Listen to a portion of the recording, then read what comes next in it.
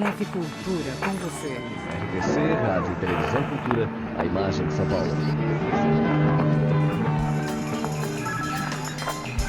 No ar, mais um campeão de audiência.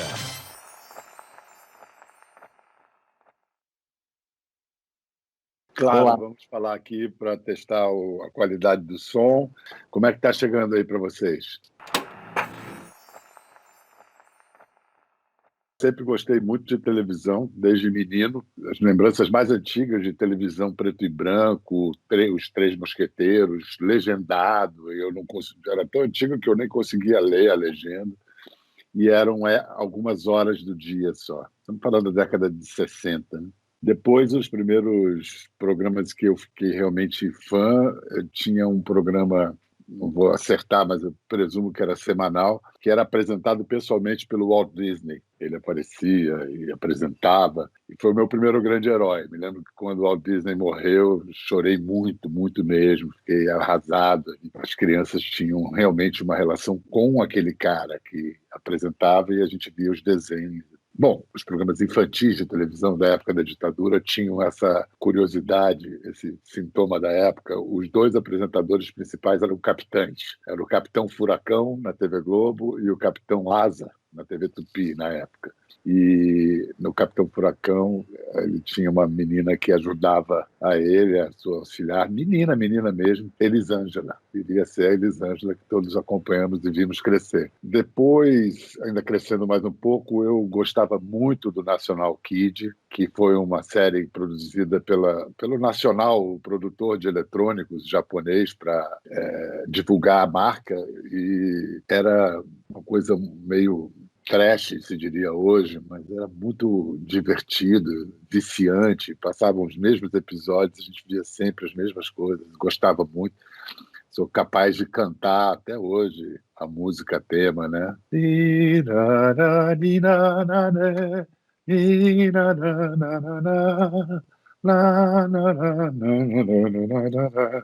Nacional Equido. Eu tenho um amigo meu que canta em japonês. Sensacional. Outra lembrança também, bem, aí já pré-adolescência, e depois eu entendi por que era tão bom. Eu não sabia quem era Mel Brooks, depois eu fiquei sabendo. O Agente 86, Maxwell Smart, a 99, a sua fiel escudeira, absolutamente genial, o humor daquele seriado e tal. Então, eu sempre gostei muito de televisão, sempre fui um apreciador. Na televisão mais adulta, eu gostava, não entendia muito, mas gostava do Chacrinha, aquela bagunça, aquela coisa. E depois, como estudante universitário, eu fui ao Chacrinha algumas vezes, assisti o programa do auditório, e foi uma experiência. Não é que tenha caído a ficha, vou querer fazer isso. Não, ao contrário. Eu falei, que coisa maluca. Eu era leitor de Sérgio Porto, então eu já sabia que aquilo era uma máquina de fazer doido, né? Mas eu vi, quando eu fui assistir o Chacrinha, eu vi a loucura que era aquilo. Tinha meus 18 anos no Cassino da Urca. Uma vez saí do Cassino Chacrinha e vi objetos não identificados no céu. E não era loucura nem nada que eu tinha tomado. Saiu em todos os jornais do dia seguinte. Inclusive, eu fiz um trabalho para a Universidade de Jornalismo Comparado, Jornal do Brasil, o Globo, Última Hora e o Dia, mostrando como cobriu o evento que apareceu no céu. Eram luzes que cruzaram os céus do Rio de Janeiro. Assim. O que eu posso me lembrar do Chacrinha, que era muito interessante, é que quando ia para o comercial, aí é que a bagunça no auditório ia ao máximo. Aí o barulho ia... Para quando voltasse do break, o programa já ia embalado. Tanto que ele começa o programa dele com aquele frevo, né? Era esse o clima do Chacrinha. Mas o meu pai, quando eu era criança, eu perdi meu pai muito cedo, então isso aí deve ter sido, eu devia ter 10, 11, 12 anos de idade no máximo, e meu pai ficava fascinado por um cara que entrava no ar às 8, 9 da manhã e ficava direto ao vivo o domingo inteiro até às 8, 9 da noite, que era o Silvio Santos. E eu me lembro dele me falar, presta atenção, me chamar a atenção para prestar atenção nesse moço, que ele era muito admirador do Silvio. E realmente era uma coisa impressionante, ele ficava o dia inteiro ao vivo no ar ali, segurando. sempre gostava muito de cinema também, mas eu queria fazer cinema. Então, na adolescência, eu vi muito cinema, muito filme. Quando eu estava na universidade, eu entrei na universidade em 77, ali também eu já conhecia a obra do Glauber, já tinha visto todos os filmes, estudava. Me lembro que uma vez, quando ele voltou do exílio e lançou Cabeças Cortadas, eu fui ver Cabeças Cortadas na primeira sessão de segunda-feira, 2 da tarde de segunda-feira, estava lá. Terminou o filme, não entendi nada, aquele filme é meio impenetrável. Olhei para trás, estava o próprio Glauber. Olhou para mim assim, Mas então, o Glauber teve uma contribuição muito grande na minha formação de profissional audiovisual, não só pelo cinema, mas no Abertura, o que ele fez de televisão no Abertura. Aliás, eu soube agora, a Paloma, filha dele, junto com um parceiro, que eu não vou me lembrar o nome agora, fizeram um filme sobre a participação do Glauber no programa Abertura, que foi muito importante. A Abertura foi importante não só pela participação do Glauber, como ele inaugurava, o nome já dizia, a Abertura, né? Já eram os estertores da ditadura, ainda teoricamente, legislativamente ainda vivíamos numa ditadura, mas já havia um grande relaxamento da liberdade de expressão e o programa era muito ousado, tinha experimentações, muito bacana. Foi TVE, muito importante na formação minha de várias pessoas que depois foram fazer televisão. Mas eu estava numa de cinema, fui estudar cinema, inclusive meu curso de comunicação, eu fiz o curso de comunicação social na PUC do Rio, e que habilitava em jornalismo, rádio, TV, cinema, relações públicas, aquele multi-habilitação. Mas eu fiz o meu curso, fazia jornalismo, participava de alguns órgãos da imprensa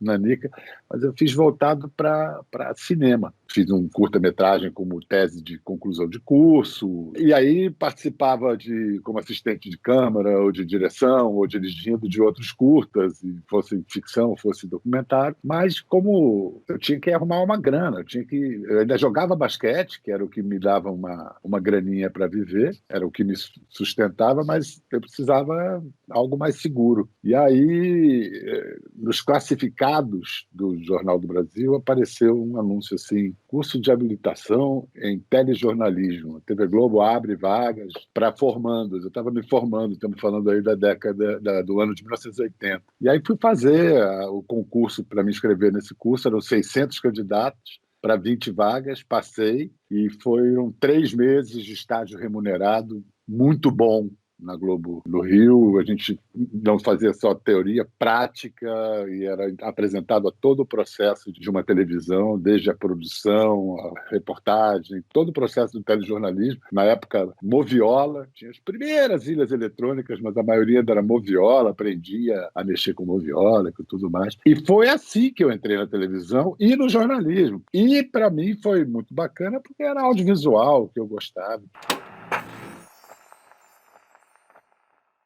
Me lembro do Repórter Esso desde menino, adorava, eu tinha paixão pelo Gontijo de Teodoro, aquela voz, aquele estilo, aquela elegância.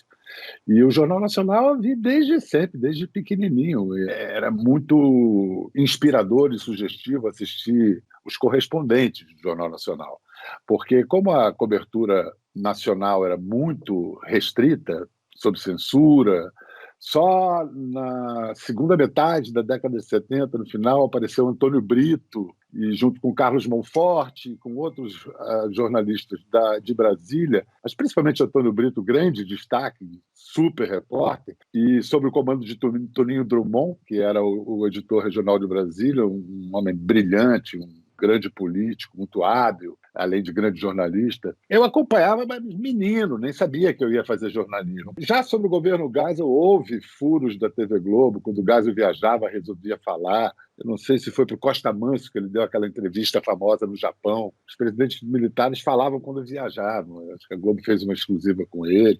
Eu acho importante esse momento da história do jornalismo brasileiro, porque no momento em que a Globo, com aquela liderança cachapante que tinha então, era absolutamente hegemônica, eram 90% dos aparelhos ligados vendo o Jornal Nacional, a cada notícia que se dava, um passo na abertura política, esse passo não se podia mais voltar atrás, se consagrava passo a passo.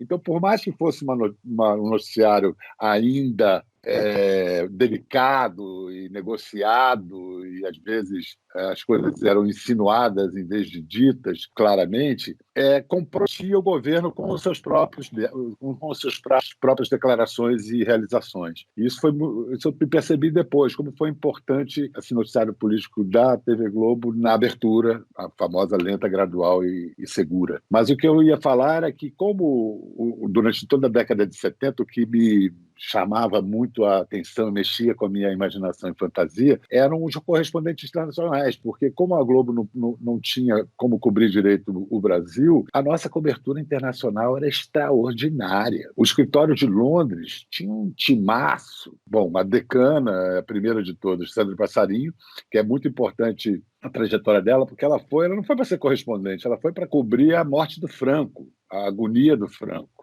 Depois fez também a Revolução dos Cravos, em Portugal. E aquilo, naquele momento, que era uma ditadura do Brasil consolidada, pétrea, só o fato da Sandra estar fazendo reportagens sobre duas ditaduras que acabam diante dos espectadores brasileiros, isso tem uma relevância, um significado enorme, porque nós estávamos sob ditadura vendo que um dia as ditaduras acabam um dia. Enfim, a partir da Sandra, ela, Roberto Feite, o Ricardo Pereira foram as estrelas do escritório de Londres e cobriam tudo que acontecia no Oriente Médio, Europa. Era uma cobertura muito de alta qualidade. Em Nova York, a grande estrela era o Hélio Costa. Hélio Costa, que depois traz uma grande estrela da história do jornalismo brasileiro, do telejornalismo, Paulo Francis. É o Hélio que convida, junto com o Boni, para o Francis se incorporar à equipe. E aí é engraçada a história que o Boni foi consultar o Roberto Marinho, porque o Francis já tinha escrito coisas horríveis sobre o Roberto Marinho no Pasquim. Horríveis. Não preciso nem dizer, mas eram realmente ofensivas, assim. E aí, quando o Boni falou, o Paulo Francis, o que o senhor acha, doutor Roberto Marinho? Ele quer vir? Sim, ele quer, ele aceita. Quer dizer que ele mudou de opinião a nosso respeito? Quer dizer que ele mudou de opinião a nosso respeito? É muito bom, né? Enfim, e o Sérgio Mota Mello brilhava em Washington, acho que ele era baseado em Washington, não em Nova York, e Luiz Fernando Silva Pinto, muito menino, danado num azogue, que depois também veio para Londres. O Hélio Costa, ele fez entrevistas e reportagens absolutamente históricas, né? Entrevistou Hitchcock, com Hitchcock fazendo o jogo de cena, dirigindo a câmera. Entrevistou Bill Gates. A gente não entendia nada do que ele queria dizer com isso, que ia ter um correio eletrônico, que a gente ia escrever e uma rede, coisa assim. Isso na década de 70, né? Não é nem década de 80. Década de 70. Então, realmente parecia um futurismo delirante, né? O Fantástico, é curioso como é que ele surge. Quando o Boni e o Chacrinha têm uma briga, que quase se não separam, iam às vias de fato, realmente, e o Chacrinha na mesma noite é contratado pela Tupi, o Boni cria o Fantástico para brigar com o Chacrinha nas noites de domingo, Flávio Cavalcante e Chacrinha. E ele pensou em 2 horas de programa, sendo que a primeira hora reproduzisse a grade da Globo de todos os dias. Então tinha humor, Chico Anísio, que era só o Chico Anísio em stand-up para a Câmara, que você não queria perder, porque era sempre extraordinário. Bom, Chico Anísio. As coisas de humor, o nível do humor, Juarez Machado fazia humor no Fantástico. Então tinha essa primeira hora com dramaturgia, música, os clipes, e a segunda hora entregava para o jornalismo. Aí dava as notícias e os gols e a reportagem final. Um formato matador, que mudou, mas em espírito pouco mudou até hoje, lá se vão décadas e décadas. O Fantástico era absolutamente obrigatório para a família brasileira e para todos os interesses. Era o único lugar onde você podia ver todos os gols. E era realmente o único lugar, e era naquela hora. Eu não tinha VHS de gravar para ver depois. Ou você via ali ou não via. Eu, que adorava surf, etc. A primeira vez que eu vi Banzai Pipeline, o Jerry Lopes pegando tubo, assim, era aquela coisa que a gente tinha que ver, porque nunca mais. Os clipes. todos os clipes da música brasileira. Não tinha MTV, não tinha onde ver, era no Fantástico. Em 1984, o Brasil parou para ver o videoclipe Thriller, do Michael Jackson. Era a primeira vez e a única chance de assistir aquilo, e nós ficamos absolutamente pasmos, assim, atônitos diante daquela nova linguagem. Era dirigido pelo John Landis, um cineasta, um negócio extraordinário, com uma música contando a história, e aquele cara que dançava daquele jeito. Nesse ano de 84, eu era o Foquinha da equipe do Globo Repórter, porque no ano de 83 eu comecei a fazer entrevistas especiais para a edição especial do Jornal Hoje, de sábado. E pegou bem o meu trabalho, trabalhava muito com pesquisa, fazia um negócio realmente caprichado. E o Bob Feito voltou de Londres para substituir o Paulo Gil Soares no comando do Globo Repórter. E o Globo Repórter era um programa mais de documentários no sentido clássico do termo. Um timaço, né? Eu trabalhei no Globo... Aí, em 84, eu trabalhei no Globo Repórter, ainda com diretores, eu fazendo reportagem, eles me dirigindo, como Eduardo Coutinho, Walter Lima Júnior, Sérgio Augusto como roteirista, Washington Novaes. Era uma equipe de sonho. Mas em 84, a missão do Bob era transformar a linguagem do Globo Repórter, menos um programa de documentários e mais um 60 Minutes americano, com a presença do repórter, mais uma grande reportagem televisiva do que um documentário naquela linguagem clássica. Estou falando isso tudo porque eu estava falando do Michael Jackson. Em 84, o Michael Jackson era um Deus, não tinha tanto espaço na mídia e na cabeça e nos corações das pessoas. Michael Jackson era coisa, assim.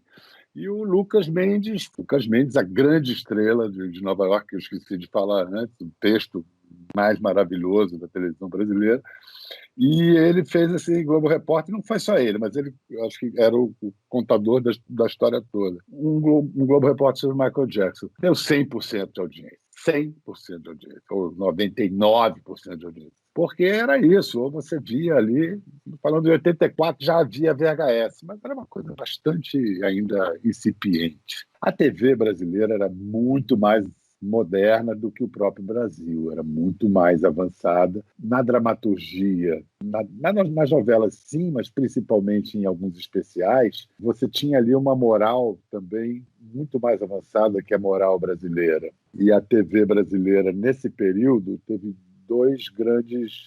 no mínimo, dois elementos muito educativos.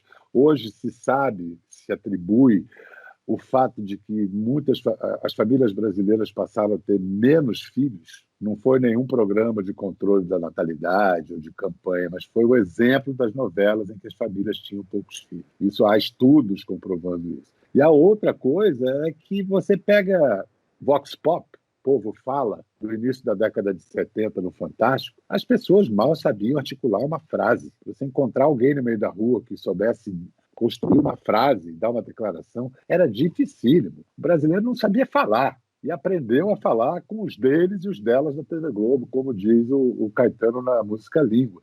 Nós aprendemos português e o português se cristalizou como língua nacional com a TV Globo, principalmente daquele período. Os deles e os delas da TV Globo é curioso, porque antes do Caetano fazer Língua, numa conversa que eu estava presente, conversando com ele, eu fui entrevistá-lo e ele me perguntou: que história é essa de falar a casa dele em vez de na sua casa, a casa dele? Ele percebeu essa...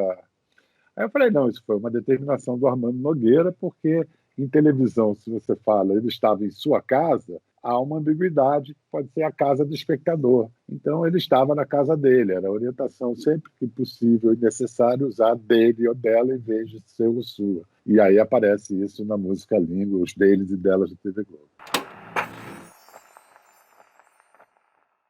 Cristina Franco fazia uma cobertura total de moda. Todas as semanas de moda mais importantes do mundo, Cristina cobria, com câmera próprio, não era com imagens de agência, ia um câmera brasileiro com ela, filmar. Cristina era uma craque na edição, editava aquilo caprichosamente, era um produto de primeiríssima linha a cobertura de moda da Cristina Franco no jornal Hoje.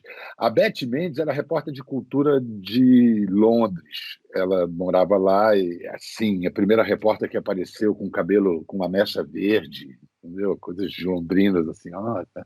E tinha um texto, uma mineirice gostosa, um texto caprichadinho. A Leda era apresentadora e fazia as entrevistas especiais de sábado, até o fim de 82. Eu era um editor. Porque a minha história com a Globo, eu fiz esse curso que eu falei em 80, fui dos 600 candidatos, eu fiquei entre as 20 vagas, e das 20 vagas eu fui o melhor colocado, no final de 3 meses de curso, sem falsa modéstia. Mas não tinha vaga para mim no Rio. Então me mandaram, houve um convite da TV Aratu, que na época era afiliada da Globo em Salvador. E eu fui para lá para ser repórter de geral. E lá que eu comecei em televisão fazendo reportagem geral, Maracangalha, Salvador, aquela coisa baiana lá. Mas eu fui para, bom, vou ficar anos, mas não fiquei. 3 meses depois, ou 4, me chamaram do Rio para eu cobrir férias de uma editora do Jornal Hoje. E voltei para o Rio, e aí cobri essas férias, mas aí me seguraram e eu lá fiquei. Eu editava o Jornal Hoje e editava os jornais locais também, que na época eram logo depois do Jornal Hoje, ou antes, dependia da época, e antes do Jornal Nacional à noite, Jornal das 7, chamava à noite. Eu ganhava menos do que o contínuo da redação, era um salário de fome, mas eu consegui alugar um quarto na casa de um amigo meu que era em frente à Globo, era literalmente atravessando a rua. Tem uma padaria chamada Século XX, em frente à Globo, no Rio de Janeiro, no Jardim Botânico. Morava em cima dessa padaria. Então eu morava na Globo. Eu acordava 7 da manhã, eu já estava na redação e saía de lá 11 da noite. Eu fiquei alguns anos aprendendo a fazer televisão em regime de internato. Não me arrependo, foi maravilhoso. Bom, até o 82, final de 82, a Leda apresentava e fazia essas entrevistas especiais de sábado. Em 83, eles chamaram a Leda para implantar um novo jornal, que era o Bom Dia. Foi a inauguração do Bom Dia Rio e do Bom Dia Brasil. Bom Dia Brasil era ancorado de Brasília, se não me engano, pelo Carlos Monforte, no início. Tinha também a Marilena Chiarelli. E no Rio, o Bom Dia Rio era apresentado pela Leda Nagli, e a grande estrela do Bom Dia Rio era a Glória Maria, fazendo aquelas reportagens aventurescas e tal. Então, como a Leda saiu do Jornal Hoje para apresentar o Bom Dia e também ficou grávida do pai da Zoé, da Sabrina, nessa época, o Duda, falou assim, vamos experimentar você fazer essas entrevistas de sábado, que a Leda não está mais. E aí é que eu fui fazer vídeo, o que foi muito bom, porque antes de ser repórter, eu fui editor, o que me formou muito bem, porque quando você é um editor, você é na rua, sabe o mínimo que você tem que ter para você voltar e poder contar a sua história. Então, me valeu muito a experiência de editor antes da reportagem. Mas, na verdade, eu tinha tanto nervoso de câmera que nessa primeira entrevista eu não apareci, fiquei só atrás da câmera, entrevistando Moraes Moreira. A Alice Maria, que era diretora do jornalismo, me deu uma bronca, falou, não, você tem que fazer contraplano, você quer. Aí comecei a fazer. Mas foi um ano extraordinário, porque é o seguinte, ainda houve... Como as entrevistas estavam muito boas, era gente muito importante, muito bacana, e eu fazia realmente um dever de casa sério, houve uma orientação, olha, passa a guardar todos os brutos das entrevistas do Bial. E eu virava noites editando, caprichosamente, não sei o quê. Aí guardaram os brutos, mas não guardaram os editados. Assim, as minhas matérias editadas nunca mais. Mas os brutos, de vez em quando, eu recorro e tem materiais incríveis. Fiz um programa inteiro sobre Dorival Caymmi, no ano que fez 10 anos da morte dele, com o Gil, coisas lindas do Caymmi, uma entrevista do Raul Seixas dessa época, que também é viralizada no YouTube, porque estou eu e ele está bebendo leite, enfim, Paulo Altran, Falejado Moraes, Emilinha Borba, cara, assim, realmente nomes muito... De vez em quando aparece alguém no programa que, vamos usar alguma coisa de 83. O Fagner, outro dia, isso aconteceu também. E aí, em 84, por causa desse sucesso dessas entrevistas de 83 e 84, eu fui ser o Foquinha de uma equipe de estrelas do Globo Repórter, desse novo 60 Minutes. Então, as estrelas eram Hermano Henning, Carlos Nascimento. O mais jovem era o Palha, também era um menino prodígio, mas ele já tinha mais experiência que eu. Sandra Passarinho, a turma das estrelas da época. Para mim foi muito bom, porque eu aprendi muito e era meio poupado, assim, não se tinha uma expectativa muito grande, porque eu era o menino, né? 25 anos eu tinha.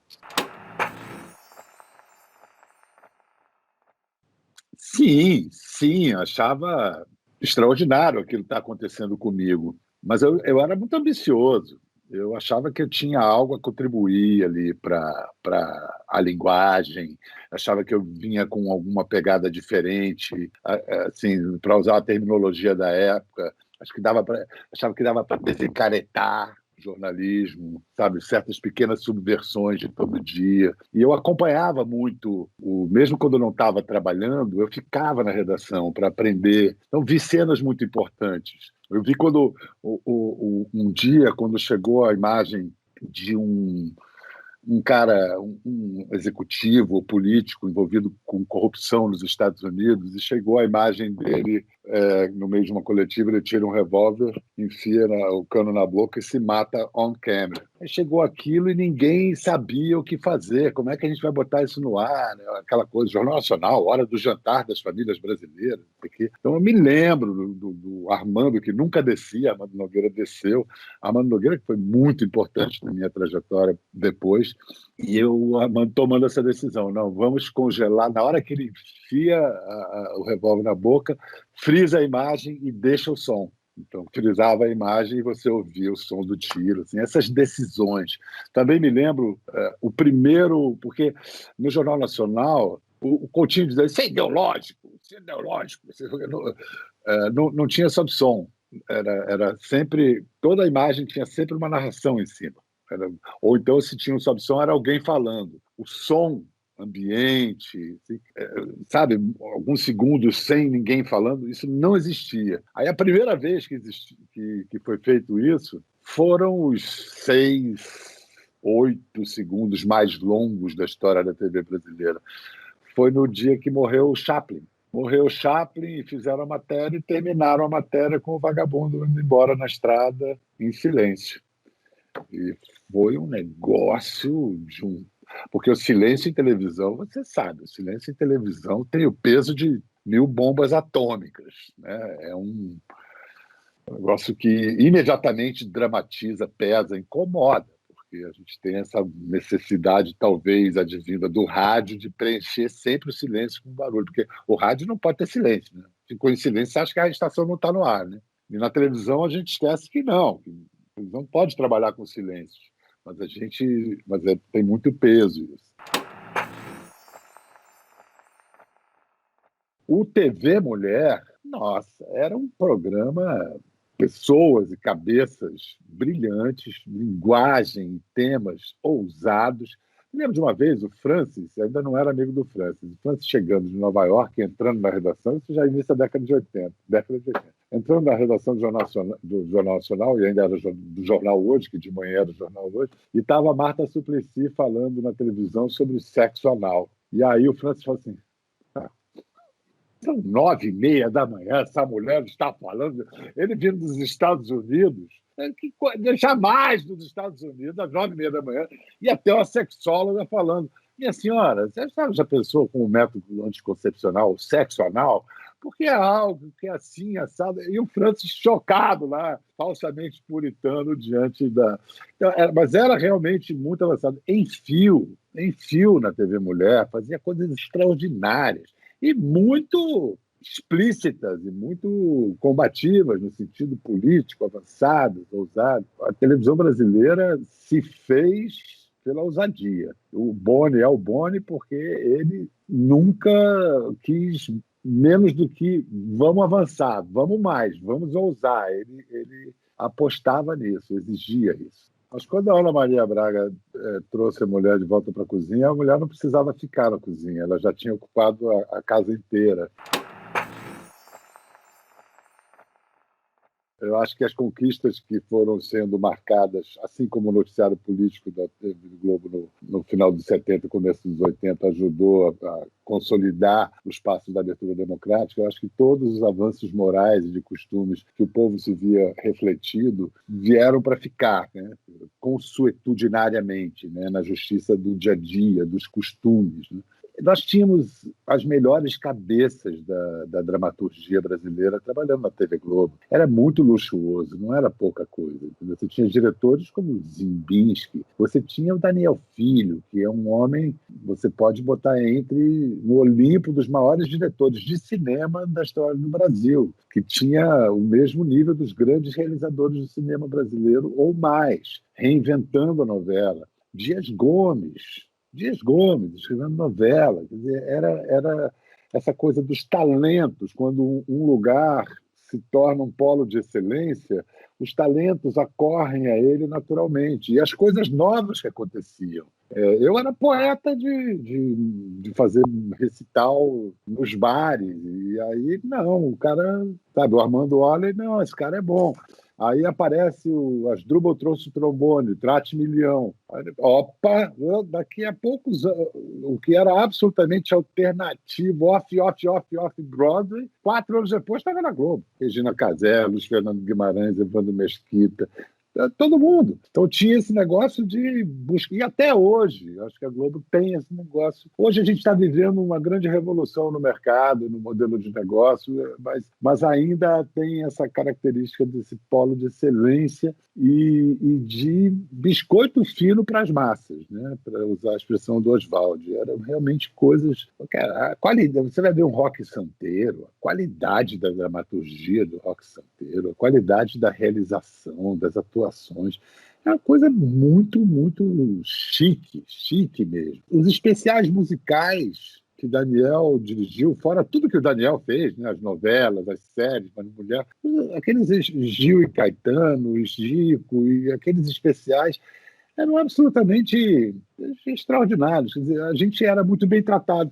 E no humor, Chico Anísio e Jô Soares, só Chico Anísio, cara, era uma loucura. Eu era absolutamente tarado, viciado em Chico Anísio. Vou contar uma história aqui só a pretexto de anedota, é verdade, mas é que eu acho tão engraçado isso. Eu estava na redação do Jornal Nacional trabalhando quando foi preso um mafioso no Brasil, um mafioso que viria a ser muito famoso, tem até um filme feito no ano passado sobre ele. A delação dele destruiu as estruturas da máfia.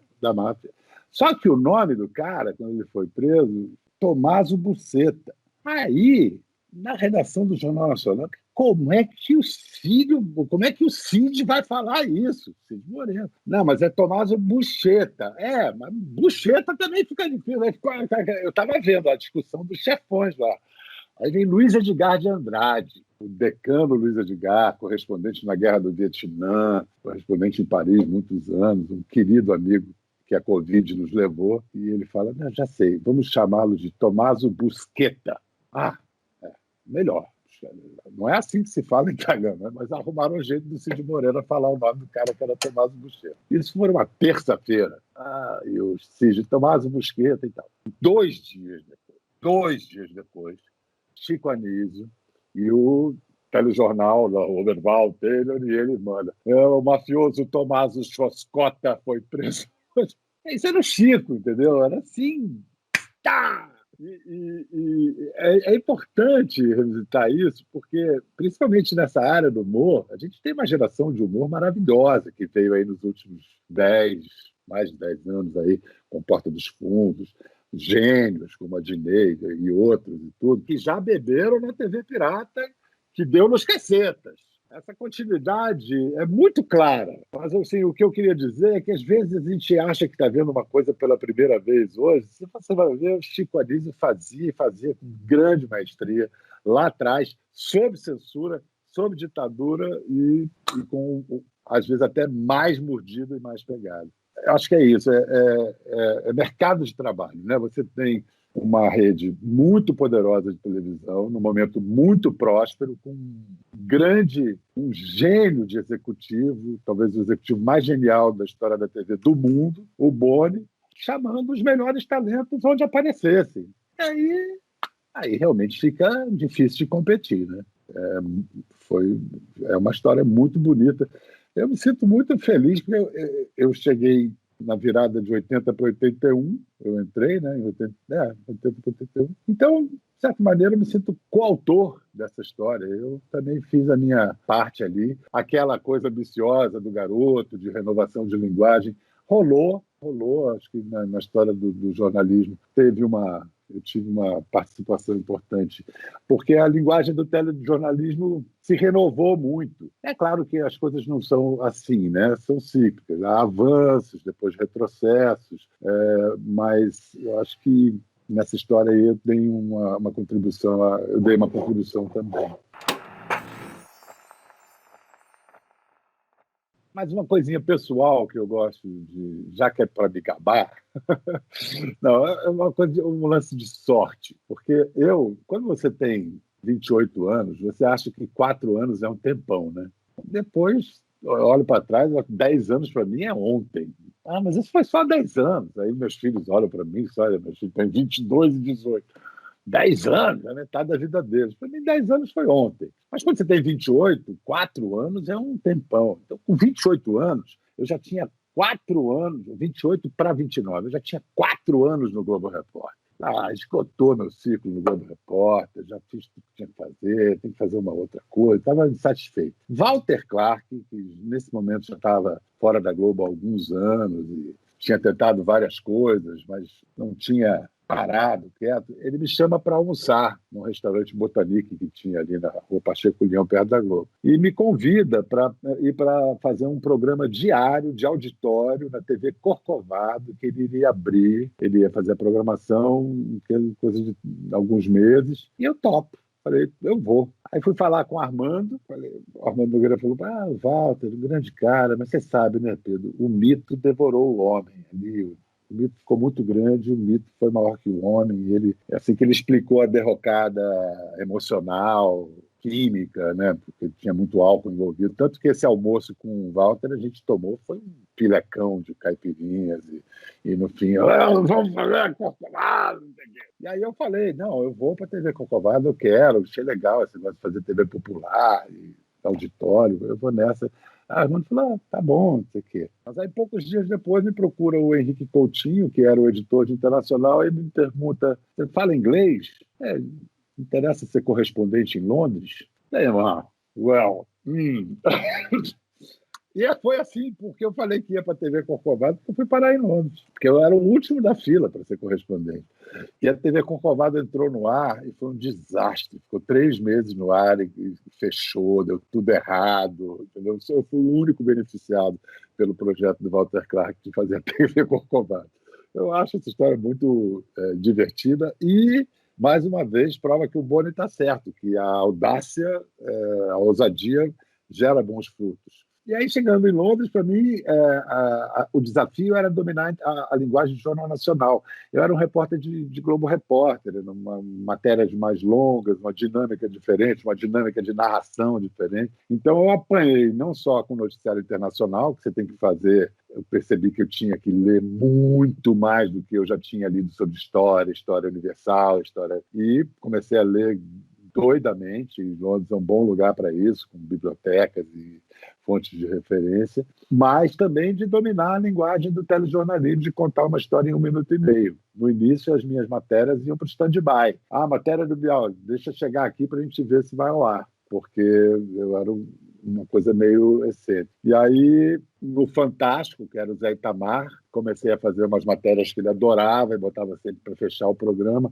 Isso estamos falando de segunda metade, fim de 88, começo de 89. E aí, em 89, eu estava criando a minha grande amizade com Paulo Francis, viajando pela Europa Oriental para fazer uma série de matérias de gaveta, como a gente diz, né? Matérias não para transmitir, para levar sobre as lentas transformações no socialismo real na Europa Oriental. E aí nós estávamos em Budapeste, na Hungria, quando ligam para a gente, olha, corre para a Polônia porque vai ter eleição e o Solidariedade vai ganhar, e a gente está pronto para ganhar. E a gente foi fazer a vitória do Solidariedade, que elegeu o primeiro-ministro Toma Mazowiecki, e eu e Francis juntos cobrindo aquelas coisas, então eu tinha ainda aquela cultura toda para trocar com o Francis sobre o que estava acontecendo ali. E aí foi 89, aí foi um castelo de cartas, né? Começou pela Polônia, a Hungria, que era a vanguarda das transformações, acabou se dando um processo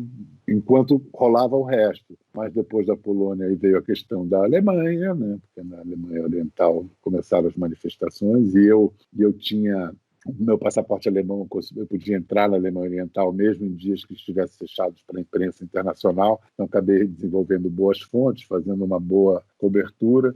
Aí o Alberico não era mais o Armando, o Alberico me chama para participar da cobertura do primeiro turno das primeiras eleições livres no Brasil desde o começo da ditadura. E aí por isso eu não estava em Berlim na noite da queda do muro, do dia para a noite de 8 para 9 de outubro. Não, 2 de novembro, 8 para 9 de outubro. Gente, agora eu confundi a data. E aí vem Tchecoslováquia e Romênia. Eu passo meu Natal na Romênia, no meio da Revolução Romena, que foi bastante violenta. Não, o que eu estava querendo dizer é que nesse processo eu fiquei tão identificado com a cobertura da Alemanha, eu achava que era isso, que sempre falava, eu vi você lá no dia da queda do muro. Mas eu não estava. Mas depois eu passei a entender que o que acontece é o seguinte: quando a gente olha para trás no tempo, é que nem olhar para longe com uma teleobjetiva. A teleobjetiva achata, né, as distâncias. Quando você olha para trás, em novembro de 89 e outubro de 90, é ontem e hoje, né? É muito pertinho. E foi isso que aconteceu. Em novembro cai o muro, eu não estou lá, mas em outubro eu faço a primeira transmissão ao vivo, internacional, não esportiva, da praça do Portão de Brandemburgo, dizendo há exatamente meia hora, a Alemanha é uma só nação, com 1 milhão de pessoas atrás de mim, falando da unificação alemã. Então, acho que confundem que aquele é o momento da queda do muro, é o momento da unificação que eu estava lá. E, para mim, a correspondência foi o auge da minha atividade como jornalista, como repórter. Como jornalista, não sei, mas como repórter, certamente. Porque aí vem a Guerra do Golfo, em 90, que eu também sou o primeiro repórter a chegar no Golfo Pérsico. Ninguém falou nada, fez 30 anos agora, dia 2 de agosto, a invasão do Kuwait. Eu lembrei e falei, pô, só eu estou lembrando, só eu. Ninguém mais lembra que aquilo ali foi o começo de tudo, né? Foi a guerra do pai, do Bush, que depois o filho quis fazer igual, em 2002. E aí, em 91, aí sim, a cobertura mais extraordinária que eu fiz, que foi o colapso da União Soviética. Eu cheguei no dia 17 de agosto, um domingo de 91, na União Soviética, para pegar um avião no dia seguinte para ir para Chukotka, que era um gulag que eles estavam querendo se abrir na política da Glasnost, querendo mostrar os crimes do stalinismo superados pela União Soviética, do Gorbachev. Então, a gente ia fazer um Globo Repórter sobre os crimes de Stalin em Chukotka, que eram uns 8 fusos horários para leste, saindo de Moscou. Chukotka é a meia hora de voo do Alasca. Mas no dia seguinte, 18 de agosto, quando eu acordo e vou para tomar café, a tradutora olha para mim e fala assim, você sabe o que está acontecendo em nosso país? Aí o Gorbachev tinha desaparecido, a linha dura do stalinismo tinha dado um golpe, e eu estava lá sem credencial ainda, não tinha feito o credenciamento. Então, nem podia ir nas coletivas oficiais, nos eventos. Então, fui para a rua. E na rua eu comecei a ver coisas que não estavam no noticiário, que eram senhoras e senhorinhas parando colunas de blindados, mandando voltar, dando bronca em soldados. O Exército Vermelho. E não tinha pouco tempo antes, em 89, a gente tinha visto o massacre da Praça da Paz Celestial. Não havia segurança nenhuma que aquilo não ia dar num derramamento de sangue, né? E aí, essa foi a minha grande cobertura. Na segunda-feira, 18 de agosto, quando eu mando o teaser, todo mundo na relação falava, peraí, as agências não estão dando isso que o Bial está dando. Eu falava, em resposta ao golpe que derrubou o Gorbachev, o povo de Moscou vai às ruas, barra o caminho dos tanques e resiste, com os blindados rodando atrás de mim. E aí bancam. Está dizendo. E aí foi um super furo, porque só no dia seguinte que a cobertura virou para esse lado. Então foi. Eu costumo dizer que, no meu período como correspondente, o destino. O mundo caiu no meu colo, né? Aquele mundo pós-Segunda Guerra, aquela desabou no meu colo, né? A ordem mundial até então, né? O Evandro Carlos de Andrade telefonou para mim, eu estava indo com a minha namorada, que depois mulher e mãe do meu filho Theo, a Júlia Gunn, nós estávamos indo assistir a ópera Sansão e Dalila, Royal Opera House, e aí eu costumo dizer que aí da ópera tocou o telefone e era o Evandro dizendo: quero que você volte para apresentar o Fantástico, vamos conversar, e não aceito não como resposta. O Evandro era um sujeito mais ou menos assim, né? Mercurial. Eu já estava quase 9 anos, 8 anos e tanto lá, e eu achava que ia ficar para sempre, que eu nunca mais ia voltar para o Brasil. Eu estava muito feliz, eu tinha crescido muito como pessoa, como profissional. Então, eu costumo dizer que antes de Sansão, as colunas do tempo desabaram sobre mim antes de eu entrar no teatro. Assim, porque acabou o meu mundo, eu falei, caramba. E então foi... Eu costumo dizer, mais uma vez, isso já aconteceu depois na minha vida, acontece de novo, eu obedecia às leis do mercado, à lei do mercado. Eu era um correspondente muito bom, não preciso ficar fingindo que não, era muito bom, mas era muito bom porque eu tive anos de preparação, de estudo, de prática, de convivência, de BBC, de experiência. Então eu estava um correspondente pronto, muito, muito, que é um patrimônio de qualquer televisão, você tem um bom correspondente. Mas o profissional correspondente não era tão valorizado no mercado como um jornalista que pudesse apresentar um telejornal, porque essa foi a virada do Evandro Carlos de Andrade, botar jornalistas para apresentar os telejornais. Cid Moreira e Sérgio Chapelin eram extraordinários narradores, locutores, mas não eram jornalistas. Foi o William Bonner e a Lilian Wittfeld para o Jornal Nacional e eu para o Fantástico, acompanhado de uma atriz. Primeiro foi a Helena Ranaldi. Então, lei do mercado. E também estava, de certa maneira, também já tinha cumprido um ciclo na correspondência. O fim da Guerra Fria tornou o noticiário internacional mais inóspito, menos claro. Era muito claro na Guerra Fria. Ou era do lado deles, ou era do lado, o lado da liberdade, ou o lado do totalitarismo.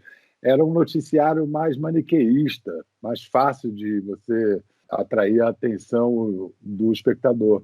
Quando o mundo fica mais complexo, e isso coincide também com uma mudança de perfil na audiência e tal, então há certo tipo de noticiário geopolítico, de política internacional, a gente não cobria mais, a gente cobria mais do escritório, sem ir aos lugares.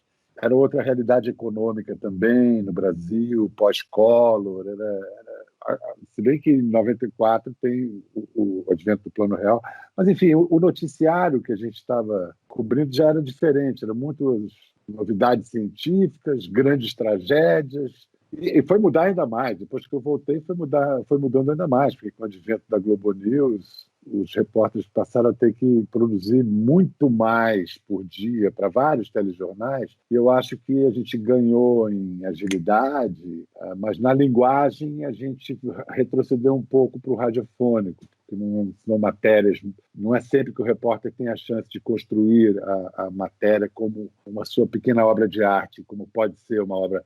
Fazer 1 minuto e meio bem contado é trabalho de artista, não é fácil.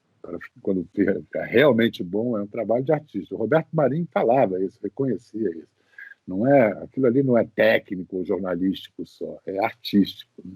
E esse tipo de coisa foi diminuindo. Então, acho que para minha inquietação também já estava na hora de voltar. Mas eu me estranhei muito apresentar o Fantástico. Eu nunca tinha feito estúdio. O estúdio de televisão tem um artificialismo inacreditável, né? Eu era o cara da rua, né? Eu estava sempre no meio do mundo e me concentrando na câmera para falar aquela loucura. De repente, eu entro num lugar em que todo mundo um silêncio sepulcral para eu falar, me senti estranho. E esse paradoxo da televisão, que dentro do meio ambiente mais artificial, mais cheio de artifícios, de você o que é cobrado? Naturalidade. Deu talvez uma projeção de apresentador projeção, uma popularidade de apresentador que contabilizou a favor para o Big Brother. Mas eu acho que vem também de festivais da década de 80, por exemplo, Hollywood Rock, Free Jazz Festival, aquelas coisas que as irmãs Gardenberg produziam, que o Boninho dirigia com o Talma para a TV Globo. E eu apresentei alguns. Astrid Fontinelli, minha parceira também, apresentando esses festivais. Então, eu sempre tive uma ligação com a cultura, com música, com noticiário cultural. E aí, no Big Brother, eu me lembro que falou, vem um formato, eu nunca tinha ouvido falar, vem um formato aí e tal. Eu falei assim, mas é que o cara, para apresentar esse programa, ele tem que apresentar, mas vai ter que ser um cara que vai ter que poder saber conversar com os caras que estão confinados lá.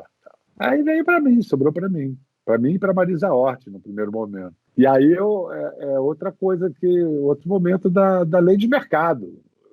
Tinha um produto, precisava alguém que tivesse cancha de televisão para apresentar, fosse jornalista, mas pudesse ter um jogo de cintura para fazer entretenimento. E aí lá vou eu, obedeço à lei de mercado novamente e caio de boca no caldeirão pop, assim, o pop do pop do pop. Não é só um programa popular, como o programa mais popular que a TV Globo já tinha posto no ar, né? Desde Chacrinha não tinha nada parecido. E totalmente desconhecido, ninguém sabia. A gente foi catando até o último Big Brother que eu fiz, que foi o 16, manteve-se no meu camarim uma cama que eu tinha desde os 2 primeiros, porque nos 2 primeiros a gente mal saía do Projac, a gente vivia lá dentro, para pegar aquele touro à unha, entender o que era esse programa, o que era essa linguagem, como é que a gente fazia aquilo. Eugênia Moreira na edição, brilhante, concebendo a edição daquilo, e eu ali.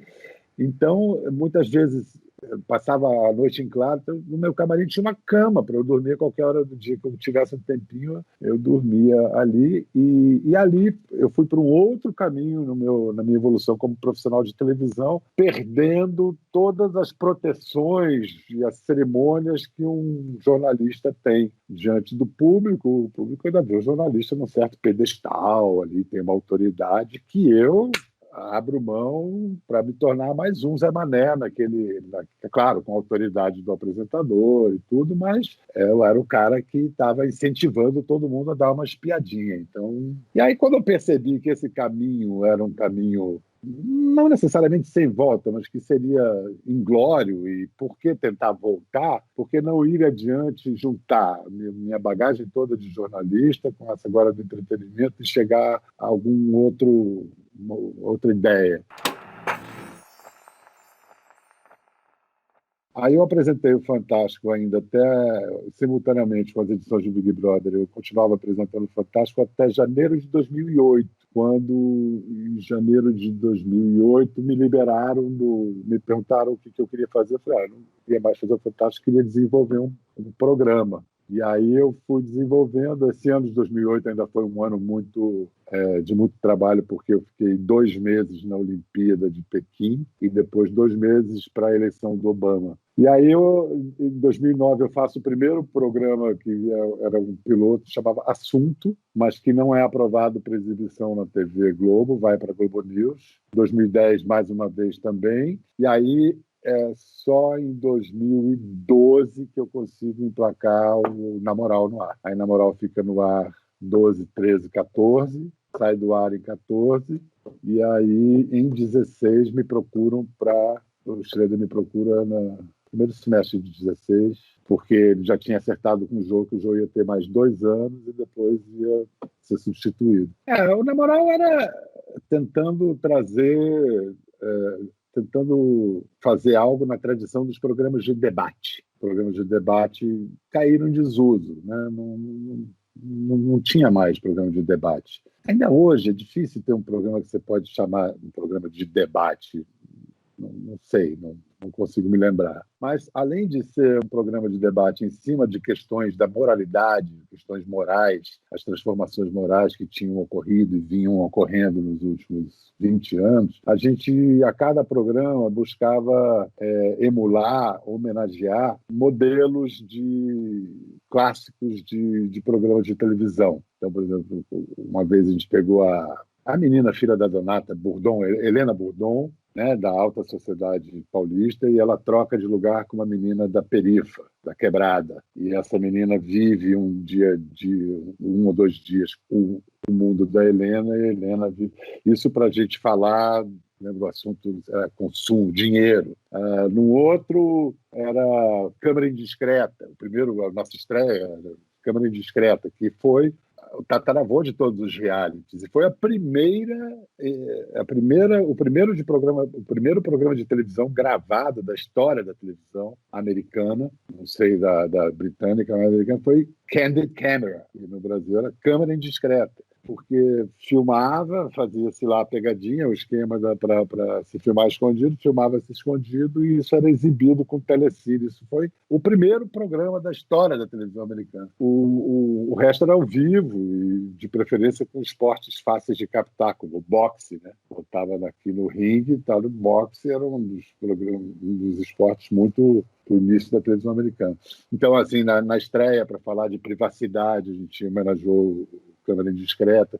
A cada programa a gente se referia a algum modelo clássico da televisão. E principalmente tentando, aí, no sentido conteudístico, né, editorial, tentando discutir essas questões morais e os seus conflitos e dilemas, mas de uma maneira de não apenas explorar o conflito, mas tentar dar chances de acontecer o que é tão bonito na dialética. São ideias opostas que se encontram e que se embatem, e que, às vezes, de uma ideia e de outra, nasce uma terceira que não é nenhuma das duas, mas que a gente dá um passo adiante. A proposta do programa era mais ou menos essa.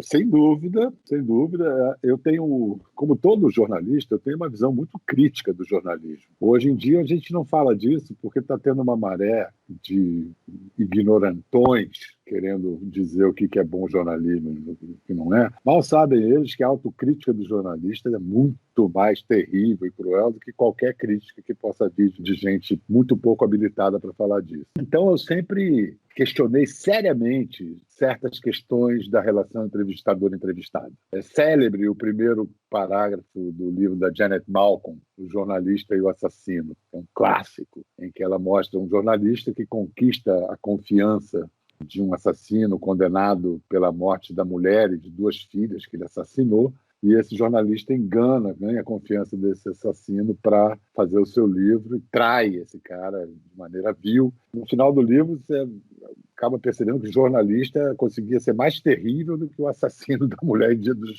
2 filhas, moralmente falando. E o primeiro parágrafo da Janet Malcolm é absolutamente devastador, dizendo que toda pessoa que concorda em ser objeto de um trabalho de não ficção acaba invariavelmente, inevitavelmente traída, se sentindo traída, usada, sempre a história de amor da viúva que se apaixonou e quando acordou, aquele menino lindo tinha ido embora com o dinheiro dela, deixado ela sozinha, que toda entrevista era uma história de amor que terminava assim. Então, eu não preciso ser tão trágico e dramático quanto a Janet Malcolm nesse livro, mas eu tinha minhas questões sobre a coisa da entrevista. Aí, quando veio a encomenda de entrar no lugar do Jô, porque, assim, eu não podia nunca me arvorar a substituir o Jô. O Jô é insubstituível, aquela categoria dos insubstituíveis. Eu falei, não, eu vou ocupar o horário que o Jô ocupava. E aí fui ao Jô, para ouvir o Jô. E o Jô foi muito generoso, como ele é, e falou assim, cara, o que faz o talk show é o sujeito atrás da bancada. Quer dizer, o Jô, o programa vai ser com a cabeça, os interesses, a maneira do Jô ser. O Pedro vai ser o meu universo, o meu imaginário, o meu universo cultural, meus interesses, minhas inquietações que vão aparecer ali. Ou mais ou menos, porque tem toda uma equipe, tem a pressão de um programa diário, né? Não é assim tão controlado, né? Mas eu comecei a estudar muito a história dos talk shows e me apaixonei perdidamente para mim, o maior dos apresentadores que marcou a época, foi o Dick Cavett. E o Dick Cavett era cria do Jack Paar, que era o grande âncora de talk show antes do Dick Cavett. O De Kevin escrevia para o Jack Paar e escrevia para Groucho Marx. Groucho Marx, simplesmente. O De Kevin escrevia para o Groucho Marx. Quer dizer, manja, né? E o De Kevin, finalmente, quando teve o programa dele, o Jack Paar mandou parabéns.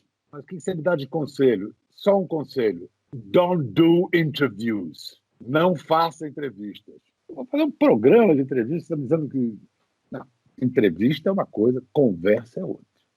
E, de fato, entrevista é uma coisa, conversa é outra. Na entrevista, o repórter tem interesses determinados. Ele está buscando saber determinadas coisas. Muitas vezes, coisas que o entrevistado não quer revelar, que o repórter dá um jeito de tirar. É uma conversa interessada, é uma conversa dirigida, determinada. Há uma imposição de um universo cultural do entrevistador sobre o universo cultural do entrevistado. Uma conversa só é conversa se for desinteressada. A conversa é sempre um gesto desinteressado de parte a parte, que tem como principal compromisso com a própria forma, em ser uma conversa. O prazer de ter uma conversa. Não precisa ser o assunto mais interessante. Pode ser sobre cocô, xixi. Aliás, quando me criticavam lá, Big Brother não tem conteúdo, não sei o quê.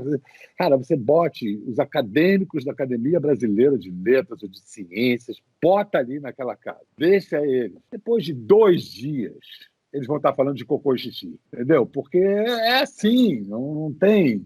Enfim, isso é só um parênteses. O que eu quero dizer assim, a conversa, a atração é pela conversa, pelo ritmo dela, pela dinâmica, pela troca, pelas hesitações, pelos silêncios, e não exatamente porque o conteúdo é espetacular ou está se dizendo alguma coisa muito importante. Às vezes junta tudo isso e aí é um máximo. Mas então eu, até hoje, é algo que eu preciso me treinar e, ao mesmo tempo, me abrir mão de todos os meus instrumentos de defesa, porque um entrevistador tem várias ferramentas para se defender na conversa. Você detém, supostamente, você detém o direito de fazer perguntas, não, perguntas quem faz sou eu.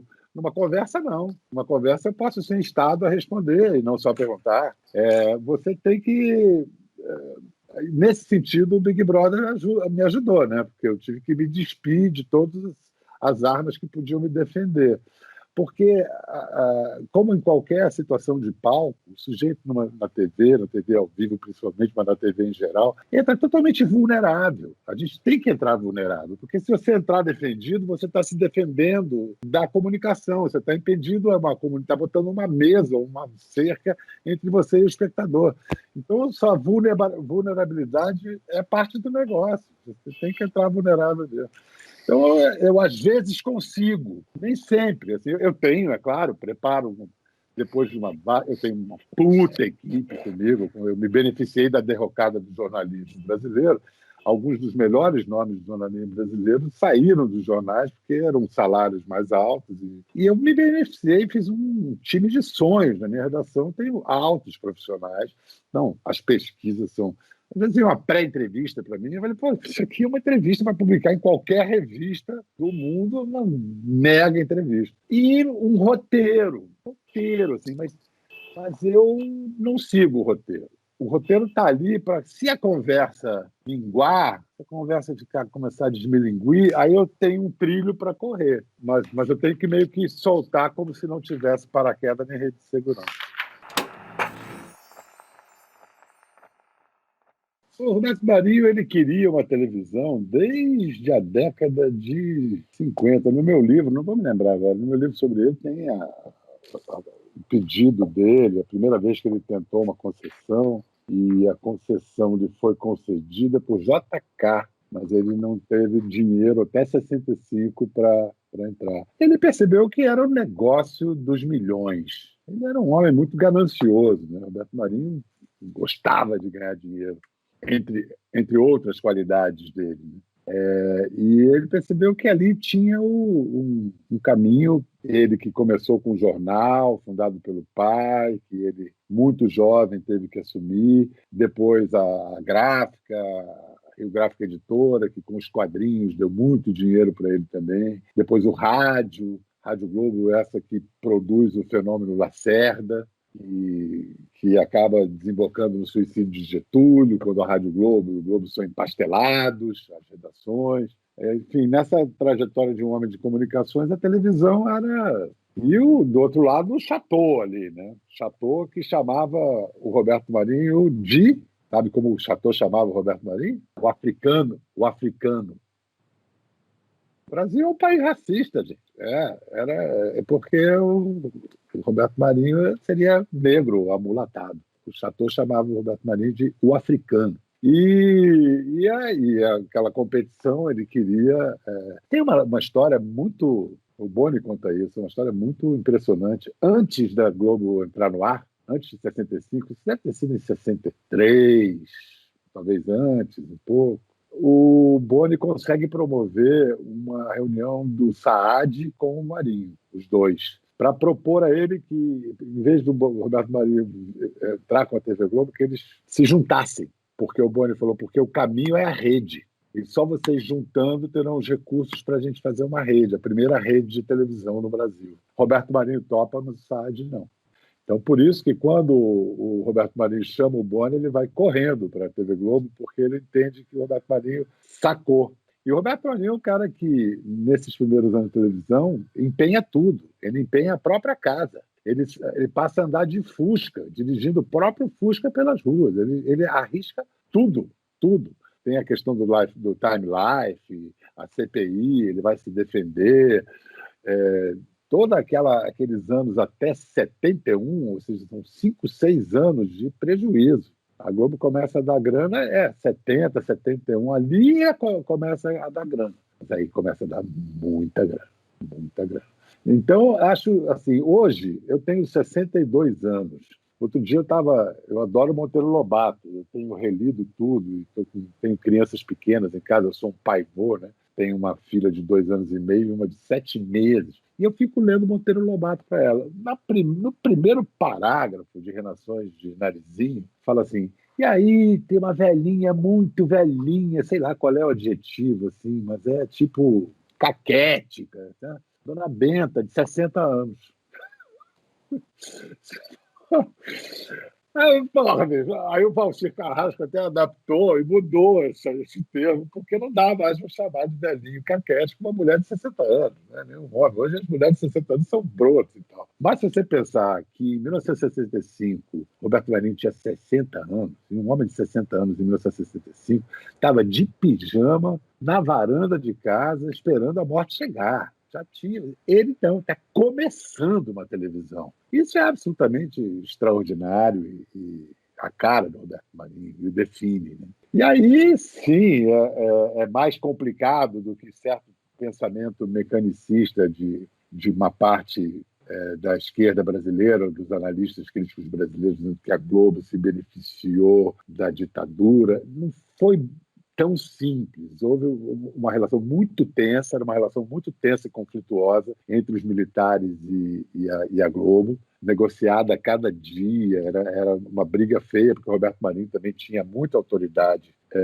diante dos militares, mas os militares... E Roberto Marinho, como muita gente boa, apoiou 64, como toda a imprensa brasileira, como Manuel Bandeira, como Raquel de Queiroz, como muita gente boa apoiou, mas 68 todo mundo virou o seu para a parede, né? Porque a coisa ficou muito pesada com as 5 e tudo mais.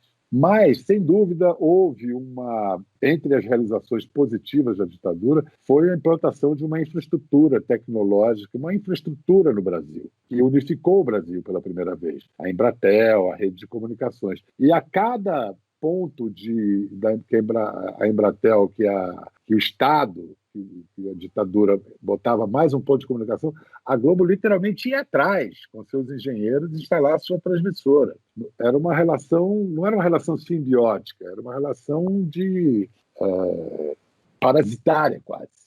Eu não me lembro o nome dele, mas um dos principais engenheiros da Globo, o sobrenome era Fiuza. E a função dele era esse. Assim, a Embratel chegava num ponto, a Globo ia lá botar a torre transmissora dela junto. E assim foi crescendo junto. Ficou muito identificada com o regime militar. Tinha programas do Amaral Neto, aquela coisa toda. Mas com todas as contradições. Ao mesmo tempo que tinha Amaral Neto, tinha Malu Mulher.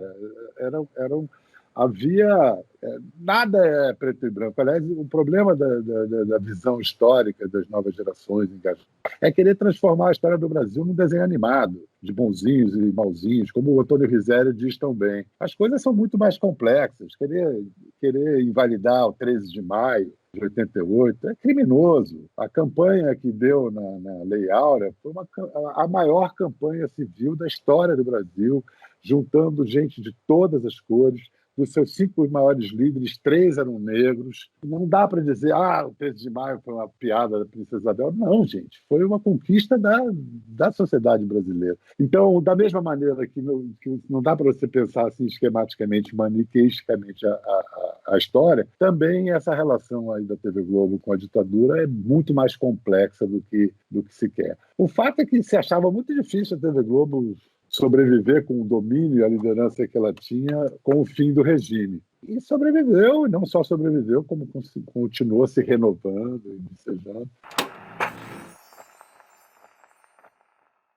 A televisão, ela é muito interessante e cresce muito quando ela se debruça, explora, reconhece e tenta resolver as próprias contradições. E o público adora. O Na Moral era os melhores programas quando a gente falava das nossas próprias contradições. Está falando dos paparazzi, invasão de privacidade. Ué, mas o que vocês fazem? O Ego, o site Ego é da Globo, não sei o quê. A gente falava, a gente vê. O público adora isso. E é muito legal, é bom para todo mundo saber como são feitas as salsichas e as nossas contradições. Olha, eu acho que a televisão se beneficiou muito do período de 10, 15 anos em que a internet não tinha velocidade de transmissão de dados suficiente para streaming. Foi justamente nesse período em que a internet ainda estava engatinhando para a transmissão de imagens em movimento que a televisão americana deu o salto de qualidade na produção das séries, que começa com Sopranos, a primeira, e que depois vem para Mad Men e depois vem para essa cultura que nós vivemos hoje, que são as séries. Então, a internet continua profundamente ligada à televisão. O principal assunto nas redes sociais é a televisão. A gente vê televisão na internet. Hoje em dia a gente também vê a internet na televisão. E agora, com essa pandemia, essas tecnologias estão se entrelaçando e recursos de linguagem da televisão estão sendo mais usados na internet e recursos e formatos internéticos estão na televisão, como o meu programa, como a nossa conversa agora. Então, acho que está saindo aí algo renovador, acho também libertador, dá mais agilidade e informalidade à televisão, porque o Brasil é um país muito curioso. Nós somos o país mais informal do mundo, mas na televisão, e principalmente no telejornalismo, talvez os mais formais. Eu que morei muito tempo na Grã-Bretanha, a Inglaterra, a cultura britânica é a mais formal do mundo. No entanto, o telejornalismo é de uma informalidade total. São jornalistas que falam, não tem nem texto escrito. É tudo gente muito bem preparada, uma linguagem muito informal. Então, acho que essa pandemia vem para informalizar, entre outras coisas, a linguagem da televisão. Agora, está tudo acontecendo agora, é uma dinâmica que está em movimento, é difícil a gente chegar ainda a conclusões, mas é bom ver que está tudo em movimento.